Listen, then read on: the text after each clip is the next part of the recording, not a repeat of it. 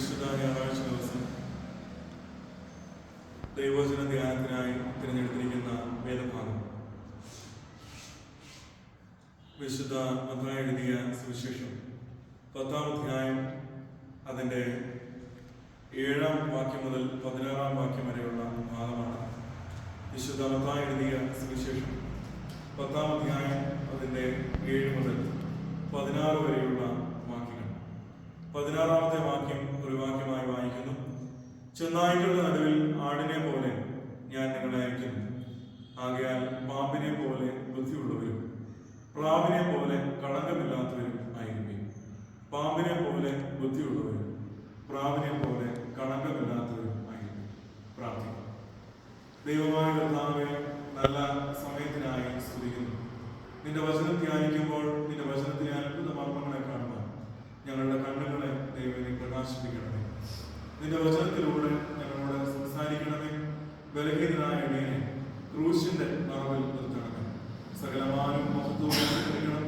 യേശു മിശിഹായുടെ ധന്യമായ നാമത്തിൽ തന്നെ ആമേൻ. വിശുദ്ധ മത്തായി എഴുതിയ സുവിശേഷം സമവീക്ഷണ സുവിശേഷങ്ങളിൽ ആദ്യമായി രേഖപ്പെടുത്തിയിരിക്കുന്ന സുവിശേഷമാണ്.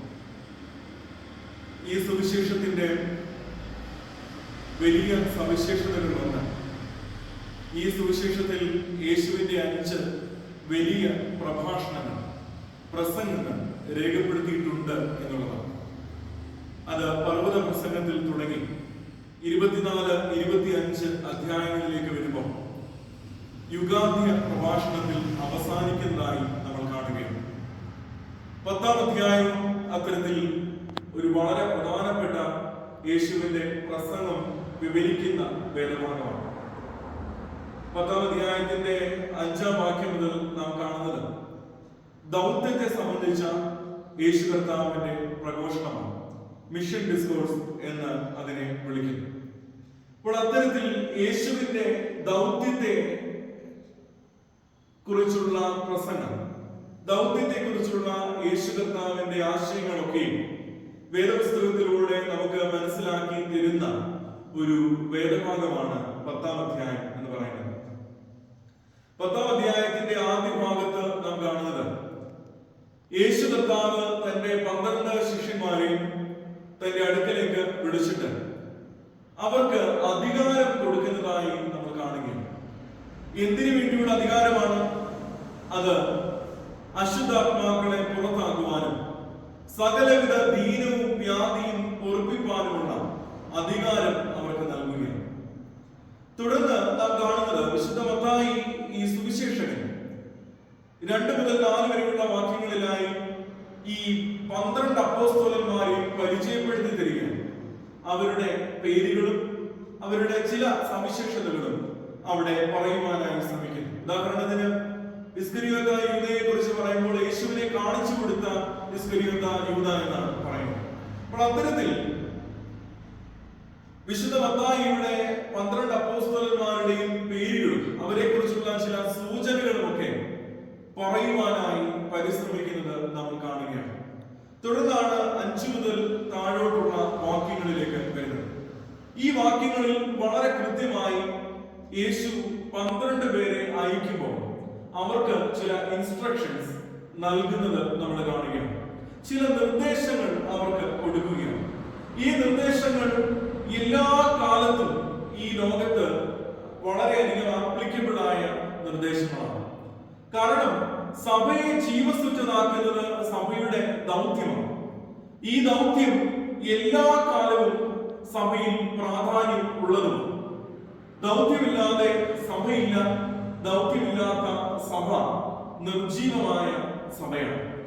അതുകൊണ്ട് സഭയെ ജീവസുറ്റതാക്കുന്ന ദൗത്യത്തെ, മിഷനെ കുറിച്ച് ക്രിസ്തു ഇവിടെ വളരെ കൃത്യമായി പറയുന്നതുമായി ബന്ധപ്പെടുത്തി സഭയായി ഇന്ന് ചിന്തിക്കുന്ന വിഷയവും vision, proclamation and acts of kingdom of God എന്നുള്ളതാണ്. ദൈവരാജ്യത്തിന്റെ പ്രഘോഷണവും പ്രവൃത്തിയും എന്നുള്ള നിലയ്ക്ക് ദൗത്യത്തെ കാണുവാൻ സഭയായി ആഗ്രഹിക്കുകയും അത്തരത്തിൽ പഠിപ്പിക്കുകയും ചെയ്യുന്ന ദൗത്യ ഞായറാഴ്ച അഥവാ മിഷൻ സൺഡേ ആയി ഈ ഞായറാഴ്ച വേർതിരിക്കപ്പെട്ടിരിക്കുകയാണ്. അത്തരത്തിൽ നാം ഗൗരവമായി ഈ വിഷയത്തെ കുറിച്ച് ചിന്തിക്കുകയും ധ്യാനിക്കുകയും ചെയ്യുമ്പോൾ 5 ചെറിയ ചിന്തകൾ ഈ വേദഭാഗത്തിൽ നിന്ന് പങ്കുവയ്ക്കുവാനാണ് ആഗ്രഹിക്കുന്നത്. ഒന്നാമതായി ദൗത്യത്തെ കുറിച്ച് ഈ വേദഭാഗം പറയുന്നത് മിഷൻ ഫോർ പ്രൊക്ലമേഷൻ എന്നുള്ളതാണ്. പ്രഘോഷണത്തിനായുള്ള വലിയ ദൗത്യം. ഈ കാലയളവിൽ ദൗത്യത്തെ കുറിച്ച് നാം ചിന്തിക്കുമ്പോൾ ആദ്യം ചിന്തിക്കേണ്ടത് അതിലെ പ്രഘോഷണത്തിന്റെ ഭാഗം തന്നെയാണ്. 7-ാമത്തെ വാക്യത്തിൽ ഇങ്ങനെ നാം വായിക്കുന്നു: നിങ്ങൾ പോകുമ്പോൾ സ്വർഗരാജ്യം സമീപിച്ചിരിക്കുന്നു എന്ന് ഘോഷിപ്പിക്കും. എന്താണ് പ്രഘോഷിക്കേണ്ടത് എന്നുള്ളത് വളരെ കൃത്യമായി ഇവിടെ പറയുകയാണ്. സ്വർഗരാജ്യം സമീപിച്ചിരിക്കുന്നു. നമ്മൾ വിശുദ്ധ മത്തായി എഴുതിയ സുവിശേഷത്തിൽ കാണുന്ന ഒരു പ്രത്യേകതയാണ് ദൈവരാജ്യം എന്നതിന് പകരം സ്വർഗരാജ്യം എന്ന പദമാണ് ഉപയോഗിച്ചിരിക്കുന്നത്. എന്തുകൊണ്ടാവാം ഇങ്ങനെ ഒരു വ്യത്യാസം? അർത്ഥത്തിൽ വ്യത്യാസമില്ല എങ്കിൽ തന്നെയും അത് ഈ സുവിശേഷം ആർക്കാണ് എഴുതിയത് എന്നതുമായി ബന്ധപ്പെട്ടിരിക്കുന്ന കാര്യമാണ്. വിശുദ്ധ മത്തായി എഴുതിയ സുവിശേഷം യഹൂദന്മാരിൽ നിന്ന് ക്രൈസ്തവ മതത്തിലേക്ക്, ക്രിസ്തു വിശ്വാസത്തിലേക്ക് വന്നവരെ മുന്നിൽ കണ്ട് എഴുതിയ ഒരു സുവിശേഷമാണ്. അല്ലെങ്കിൽ മാത്യു കമ്മ്യൂണിറ്റി എന്ന് പറയുന്നത് അത്തരത്തിൽ യഹൂദ മതത്തിൽ നിന്നും ക്രിസ്തു വിശ്വാസത്തിലേക്ക് വന്ന ആളുകളാണ്. അവരെ സംബന്ധിച്ചിടത്തോളം യഹോവ ദൈവം എന്നൊക്കെയുള്ള വാക്കുകൾ അവർ അത്ര ഭയത്തോടും വിറയലോടുമാണ് ഉപയോഗിച്ചിരുന്നത്. അതുകൊണ്ട് തന്നെ അവരത് കഴിവതും ഉപയോഗിക്കാറില്ലായിരുന്നു എന്നുള്ളതാണ് വാസ്തവം. അപ്പൊ അങ്ങനെയുള്ള ഒരു സമൂഹത്തിന്റെ മുൻപിൽ ഈ സുവിശേഷത്തെ കുറിച്ച്, ദൈവരാജ്യത്തെ കുറിച്ച് പറയുമ്പോൾ ആവർത്തിച്ച് ദൈവരാജ്യം എന്ന പദം ഉപയോഗിക്കാതെ ഇരിക്കാനാവാം വിശുദ്ധ മത്തായി സ്വർഗരാജ്യം എന്ന പദം ഉപയോഗിച്ചിരിക്കുന്നത്. എന്നിരുന്നാലും ഈ സ്വർഗരാജ്യത്തെ കുറിച്ചാണ് പ്രഘോഷിക്കുവാനായി പറയുന്നത്. ഈ സ്വർഗരാജ്യം അത് സമീപിച്ചിരിക്കുന്നു എന്നുള്ളത് ഇവിടെ പറയുകയാണ്. യേശു കർത്താവ് ഈ സുവിശേഷം ആരംഭിക്കുന്നയിടത്ത്, തന്റെ പ്രേക്ഷിത വൃത്തി ആരംഭിക്കുന്നയിടത്ത് തന്നെ പറയുന്നത് ഇതേ കാര്യമാണ്. സ്വർഗരാജ്യം സമീപിച്ചിരിക്കുന്നതിനാൽ മാനസാന്തരപ്പെടുക. എന്തുകൊണ്ടാണ് സ്വർഗരാജ്യത്തിന്, അതിന്റെ സമീപനത്തിന് വലിയ പ്രാധാന്യം ഇവിടെ കൽപ്പിക്കപ്പെടുന്നത്? അതിന് എന്താണ് ദൈവരാജ്യം അഥവാ സ്വർഗരാജ്യം എന്ന് നാം മനസ്സിലാക്കണം.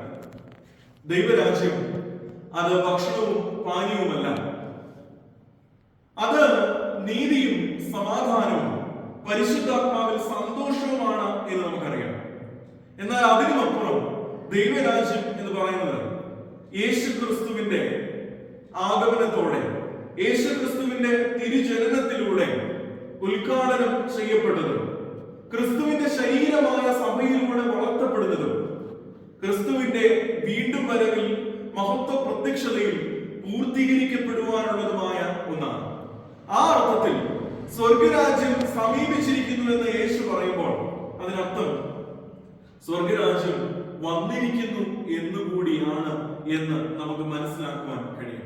അതുകൊണ്ട് സ്വർഗരാജ്യം യേശുക്രിസ്തുവിന്റെ ഈ സുവിശേഷ വേലയിലൂടെ, യേശുക്രിസ്തുവിന്റെ പരസ്യ ശുശ്രൂഷയിലൂടെ, അത് ക്രിസ്തുവിന്റെ ജനനത്തിലൂടെയൊക്കെ ആരംഭിക്കപ്പെടുകയും ഈ ലോകത്തിൽ ആക്കപ്പെടുകയും ചെയ്തു എന്നുള്ളതാണ്. അതുകൊണ്ട് ദൈവരാജ്യത്തിന്റെ ഒരു ഇന്നിന്റെ പ്രസക്തിയും നാളെയുള്ള പ്രസക്തിയും ഒക്കെ ഈ വാക്യങ്ങളിൽ നമുക്ക് കാണുവാനായി കഴിയും. ക്രിസ്തുവിന്റെ രണ്ടാം വരവിനായി, വീണ്ടും വരവിനായി കാത്തിരിക്കുന്ന ഒരു സമൂഹം എന്നുള്ള നിലയിൽ ക്രൈസ്തവ വിശ്വാസികൾ ഏറ്റവും ആദ്യം പരമപ്രധാനമായി ചെയ്യേണ്ടുന്ന ഒന്നാണ് പ്രൊക്ലമേഷൻ, പ്രഘോഷണം. ഈ ദൈവരാജ്യത്തെ കുറിച്ച്, നീതിയും സമാധാനവും പരിശുദ്ധാത്മാവിലുള്ള സന്തോഷവും നിറയുന്ന ഒരു അനുഭവത്തെ കുറിച്ച് പ്രഘോഷിക്കുക എന്നുള്ളത് വളരെ പ്രധാനപ്പെട്ട ഒരു കാര്യമാണ്. 2, ഈ വേദഭാഗം നമ്മോട് പറയുന്നത് മിഷൻ ഫോർ ഹീലിംഗ് എന്നുള്ള ആശയമാണ്. ദൗത്യം എന്ന് പറയുന്നത് അത് സൗഖ്യത്തിന്റെ ഭാഗമാണ്. ദൗത്യത്തിലൂടെ സാധ്യമാകേണ്ടുന്ന ഒരു സൗഖ്യത്തിന്റെ ഘടനയെ കുറിച്ച് ഈ വേദഭാഗം വളരെ കൃത്യമായി പറയുന്നു. 8-ാം വാക്യത്തിലേക്ക് നമ്മൾ വരുമ്പോൾ അവിടെ കാണുന്നു, രോഗികളെ സൗഖ്യമാക്കുകയും മരിച്ചവരെ ഉയർപ്പിക്കുകയും കുഷ്ഠരോഗികളെ ശുദ്ധമാക്കുകയും ഭൂതങ്ങളെ പുറത്താക്കുകയും എന്ന് നമ്മൾ ഇവിടെ കാണുകയാണ്. അതുകൊണ്ട് ദൗത്യത്തിൽ എല്ലായ്പ്പോഴും ഒരു സൗഖ്യത്തിന്റെ തലമുണ്ട്. ദൗത്യം കേവലം പ്രഘോഷണം മാത്രമല്ല, മറിച്ച് മറ്റുള്ളവരിലേക്ക് പകരുന്ന സൗഖ്യത്തിന്റെ ഭാവമാണ് ദൗത്യം എന്ന് പറയുന്നത്. അതുകൊണ്ടാണ് നമ്മുടെ മിഷൻ എന്ന ആസ്പെക്റ്റിൽ വളരെ പ്രധാനമായി നമ്മൾ കണക്കിലെടുത്തിരുന്ന ഒന്നാണല്ലോ മെഡിക്കൽ മിഷൻ. അതുകൊണ്ട് മെഡിക്കൽ മിഷൻ എന്ന് പറയുമ്പോൾ തന്നെ സൗഖ്യം നൽകുവാനുള്ള വലിയ ദൗത്യം സഭയെ വരവേൽപ്പിക്കപ്പെട്ടിരിക്കുന്നു എന്നുള്ള വലിയ ഓർമ്മപ്പെടുത്തലാണ് ഈ ലോകത്തിന് നൽകുന്നത്. അതുകൊണ്ട് രണ്ടാമതായി ദൗത്യത്തെ സംബന്ധിച്ച് നാം ചിന്തിക്കേണ്ടത് ദൗത്യം സൗഖ്യത്തിനായി ഉള്ളതാണ് എന്നുള്ളതാണ്. ആരെയും മുറിവേൽപ്പിക്കുവാനുള്ളതല്ല ദൗത്യം, മറിച്ച് സൗഖ്യം പകരുന്നതാണ് ദൗത്യം. 3, ഈ വേദഭാഗം നമ്മോട് പറയുന്നു മിഷൻ ഇൻ ഡിപെൻഡൻസി. മിഷൻ എന്ന് പറയുന്നത്, ദൗത്യം എന്ന് പറയുന്നത് ആശ്രയത്വത്തിൽ ചെയ്തെടുക്കേണ്ടുന്ന ഒന്നാണ്. പലപ്പോഴും നമ്മുടെ പ്രശ്നം, നാം എല്ലാം ഇൻഡിപെൻഡന്റ് ആവാൻ ശ്രമിക്കുന്ന, ഒറ്റയ്ക്ക് ചെയ്യുവാൻ പ്രാപ്തിയുണ്ട് എന്ന് നിனைക്കുന്ന ഒരു ലോകക്രമത്തിലാണ് നമ്മൾ ജീവിക്കുന്നത്. എന്നാൽ ഇവിടെ അത് വളരെ വ്യക്തമായി പറയുന്നു, നിങ്ങൾ ഒറ്റയ്ക്ക് എല്ലാം ചെയ്യുവാൻ പ്രാപ്തി നേടുന്ന കാര്യമല്ല ദൗത്യം, മറിച്ച് കൂട്ടായി ചെയ്യുവാൻ, ഒരുമിച്ച് ചെയ്യുവാൻ, പരസ്പര ആശ്രയത്വത്തിൽ ചെയ്യുവാൻ പരിശ്രമിക്കുന്നതിനെയാണ് ദൗത്യം എന്ന് വിളിക്കുന്നത് എന്ന്. 9 മുതൽ 11 വരെയുള്ള വാക്യങ്ങൾ നോക്കിയാൽ, മടിശ്ശേരിയിൽ പൊന്നും വെള്ളിയും ചെമ്പും, വടിക്ക് പൊക്കണവും 2 ഉടുപ്പും ചെരുപ്പും വടിയും കരുതരുത്. വേലക്കാരൻ തന്റെ ആഹാരത്തിന് യോഗ്യനല്ലോ. ഏത് പട്ടണത്തിലോ ഗ്രാമത്തിലോ കിടക്കുമ്പോൾ അവിടെ യോഗ്യനാ എന്ന് അന്വേഷിപ്പിൻ, പുറപ്പെടുവോളം അവിടെ തന്നെ പാർപ്പിൻ. ഇവിടെ നാം കാണുന്നത്, ചെയ്യുന്ന ഇടത്ത് അവിടെ യോഗ്യരായ ഒരാളുടെ സംരക്ഷണയിലും അവരുടെ ആശ്രയത്വത്തിലും ജീവിക്കുന്ന അനുഭവത്തെ കുറിച്ചാണ്. അതുകൊണ്ട് പരസ്പരമുള്ള ആശ്രയത്വത്തിലും കരുതലിലും ഒക്കെയാണ് നാം ഈ ദൗത്യം നിർവഹിക്കേണ്ടത് എന്നുള്ളത് നാം ഗൗരവമായി ചിന്തിക്കണം. 4-മതായി ഈ വേദഭാഗം പറയുന്നു മിഷൻ ഓഫ് സ്പ്രെഡിംഗ് പീസ്. സമാധാനത്തെ പടർത്തുന്ന, പകരുന്ന ദൗത്യം. നാം 12-13 വാക്യങ്ങൾ നോക്കുമ്പോൾ അവിടെ എങ്ങനെ കാണുന്നു, ആ വീട്ടിൽ ചെല്ലുമ്പോൾ അതിന് വന്ദനം പറയുകയും, വീട്ടിലെ യോഗ്യതയുള്ളവരുണ്ടെങ്കിൽ നിങ്ങളുടെ സമാധാനം അതിന്മേൽ വരട്ടെ, യോഗ്യതയില്ല എന്ന് വരികിൽ സമാധാനം നിങ്ങളിലേക്ക് മടങ്ങിപ്പോരട്ടെ.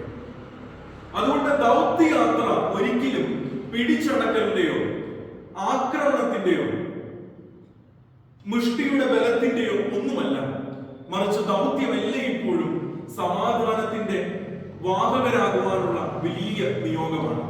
അതുകൊണ്ട് സഭയായും വ്യക്തിപരമായും ഒക്കെ നാം ദൗത്യത്തിൽ പങ്കാളികളാകുമ്പോൾ എപ്പോഴും ഓർക്കുക, ഇത് ആക്രമണത്തിന്റെയോ ഒന്നും പാതയല്ല, മറിച്ച് എല്ലായ്പ്പോഴും ഇത് സമാധാനത്തിന്റെ മാത്രം പാതയാണ് ദൗത്യം.